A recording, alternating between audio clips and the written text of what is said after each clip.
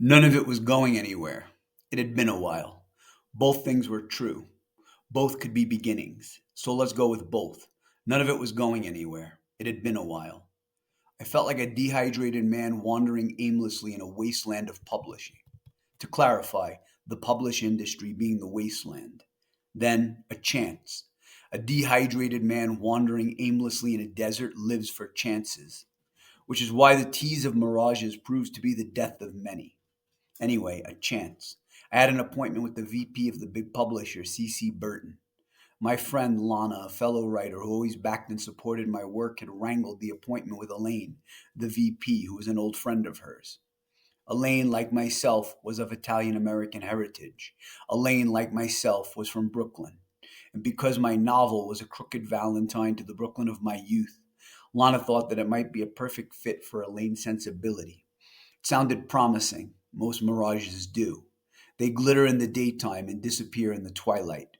Of course, it's always twilight when you arrive at the mirage. I'm sure Einstein could explain it. Anyway, the meeting. I stepped into Elaine's posh office.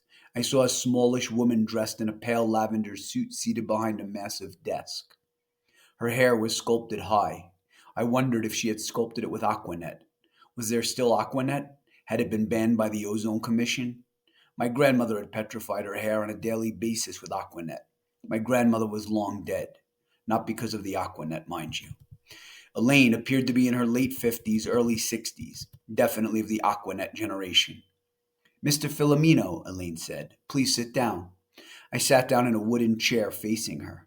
I felt as if I were at the principal's office and was about to be reprimanded for something I had done wrong in class, which was often how I felt, especially when seated across from vice presidents with sculpted hair and lavender suits, which was not often.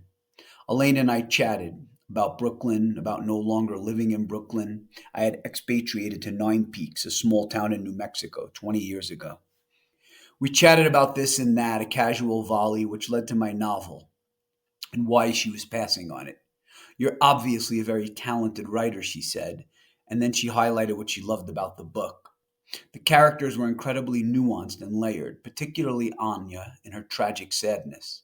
Yet, and it was a big yet the novel is too short to publish, especially by an unknown author. She needed a novel with more meat on its bones, more heft and bulk if she were going to peddle it. I don't remember if she actually used the word pedal, but that's what I heard, pedal, which made me think of hot dogs peddled by vendors at Yankee Stadium, or a BMX racer with glow-in-the-dark pedals. Elaine went on about pacing, character development, length, which then tied into prevailing marketing trends, and that's when I cut her off. I don't write for the market. I write for the angels and for God.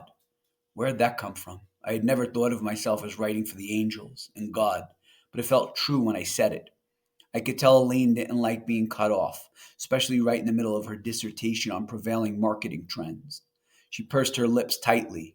They grew ashen, then pallid. Mortuary. I thought a touch of lipstick could revive them. Lipstickless, Elaine sniped. That is all well and noble, Mr. Filomeno, but I can assure you that God isn't running the market, and he isn't the one who will publish your books. I didn't know what to say. Elaine had me over a barrel. Was that the right saying? Had me over a barrel? Why a barrel? Wasn't there something about monkeys in barrels? Good luck to you, Elaine clipped, letting me know that our meeting was officially over and I should exit her office. I stood up to leave, disoriented. I was still thinking about God and the angels, and monkeys and barrels. I hadn't yet caught up to the present moment, to what was happening. I was leaving, was meant to be leaving. Good day, sir, Elaine said as a sort of nudge to get me moving. I left Elaine's office, walked the length of the carpeted hallway, to the elevator, took it down to the lobby, walked the marble floor to the glass revolving doors, and stepped out onto the teeming daytime sidewalk. I felt as if I had just vacated one dream and entered another. It felt good to be back in New York. It had been a while, and none of it was going anywhere. I started walking. I thought of my previous rejections, previous rejections of my work, filing through the internalized catalog. Too short, too long, too obscure, too much this, not enough that.